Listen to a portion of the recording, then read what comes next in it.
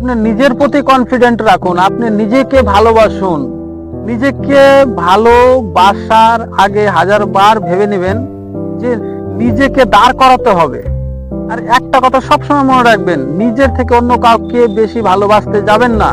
কারণ এই ভালোবাসা যদি বেশি মাত্রা হয়ে যায়, আর আপনি যাকে ভালোবাসলেন সে যদি আপনাকে দুঃখ দেয়, তাহলে সব থেকে বেশি দুঃখ লাগবে আপনাকে।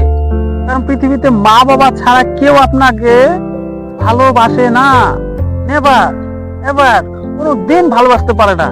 আমার ভিডিওগুলো যেই দেখছেন, এখন যেখানে বসেই দেখছেন, thank you so much. But একটা কথা মনে রাখবেন, যেদিন দুঃখ পাবেন তখন আমার এই ভিডিওর কথাই মনে পড়বে যে না, দুঃখ যদি দেয় তো অন্য কেউ দেয় না, পর দেয় না, আপন দেয়, যাকে আপনি বেশি ভালোবাসেন। আর তখনই দুঃখটা চরম পর্যায়ে পৌঁছে যায়, দুঃখটা তখনই বেশি লাগে আপনার।